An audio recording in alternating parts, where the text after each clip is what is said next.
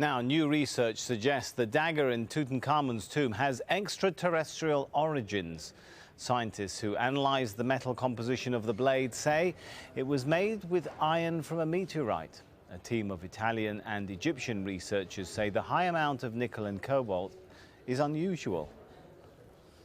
Joining us from Manchester is Joyce Tildesley, a senior lecturer in Egyptology at the University of Manchester. Good to have you with us. First of all, how rare is it to discover something like this with elements from a meteorite? It's very rare in ancient Egypt. What's unusual about this is that Tutankhamun was buried at a time when the Egyptians weren't actually using much iron at all. They hadn't entered what we call the Iron Age, and they wouldn't do that for a very long time. So to find iron objects in his tomb is really, really exciting for us.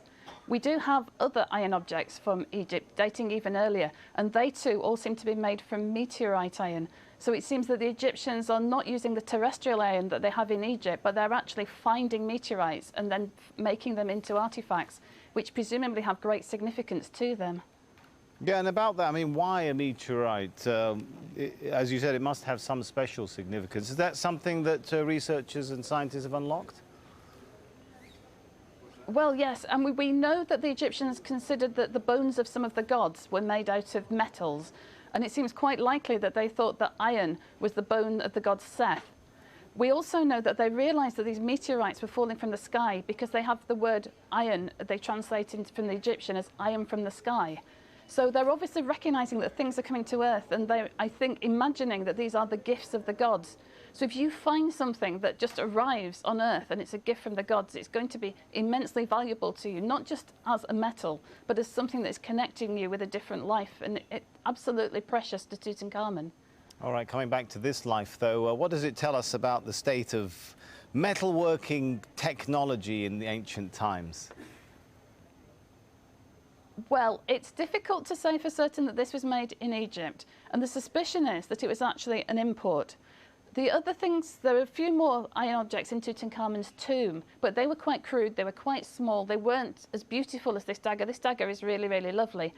We suspect, or Egyptologists suspect, that maybe this is the dagger that was sent to Egypt from a neighbouring state during the reign of Tutankhamun's grandfather, and it's been included in his tomb because it's a very valuable piece and because it's also a family heirloom that it belonged to his grandfather.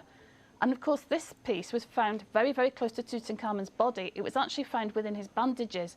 So we could even go on to suspect or to suggest that maybe this iron dagger, which was so precious, so valuable and so connected to the gods, may have even been used in Tutankhamun's own mummification, because that would have involved cutting the body open.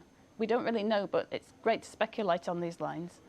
Okay, I mean, what else does it ultimately tell us, this discovery and the items which have been found with Tutankhamun? We haven't really studied them in as much detail as we'd like to yet. There are thousands of artifacts found with Tutankhamun, and Howard Carter did a really, really good job when he emptied the tomb 90 years ago. He recorded everything that was there, and he tried to do as much conservation as he could.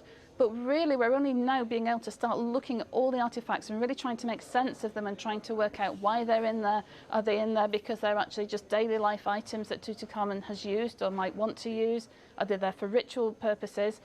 And we're starting to look at the technologies and saying, what can we learn from this? Is it showing us that the Egyptians were using ironworking? Well, no, not at this time. They weren't really. They were using meteorite iron, but they weren't actually using terrestrial iron at all.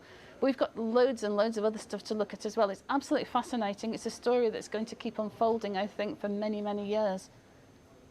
All right, we'll leave it there for now. Thanks so much, Joyce Tildesley. Thank you.